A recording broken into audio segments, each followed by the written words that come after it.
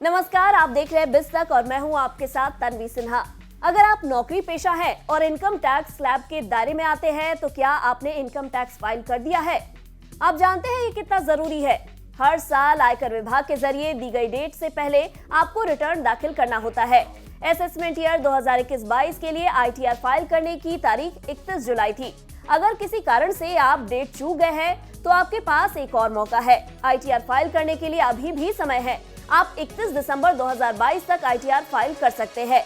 31 दिसंबर को revise ITR और belated ITR file करने की आखिरी डेट है। संशोधित रिटर्न पर कोई जुर्माना नहीं है, लेकिन देर से रिटर्न दाखिल करने का ये आखिरी मौका पेनाल्टी के साथ आता है। दरअसल देर से रिटर्न भरने का प्रावधान आयकर अधिनियम यानी इनकम टैक्स एक्ट के सेक्शन 139(4) के तहत दिया गया है, लेकिन देर से भरा गया रिटर्न यानी बिलेटेड रिटर्न रेगुलर रिटर्न से कई मामले में अलग होता है। देर से रिटर्न भरने पर सेक्शन 234 के तहत अतिरिक्त फीस चुकानी पड़ती है। अब ये भी जान लीजिए कि अगर आपने अभी तक ITR फाइल नहीं किया है तो आपको कितनी देनी होगी लेट फीस।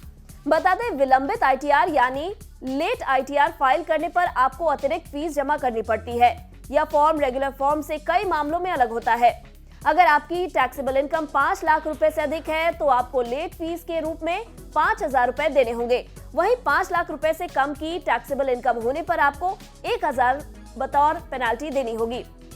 पिछली बार के असेसमेंट ईयर में हुए नुकसान को कैरी फॉरवर्ड करने की छूट लेट ITR फाइल करने वालों को नहीं मिलती है। ऐसे में कई बार टैक्स पेयर को इस कारण भारी नुकसान उठाना पड़ता है। अगर आप टैक्सेबल इनकम होने के बावजूद टैक्स नहीं भरते हैं तो इनकम टैक्स डिपार्टमेंट आपको नोटिस भेजकर कार्रवाई भी कर सकता है। इसके साथ ही आपको आपके जुर्माने और स्क्रूटनी जैसी परेशानियों का सामना करना पड़ सकता है।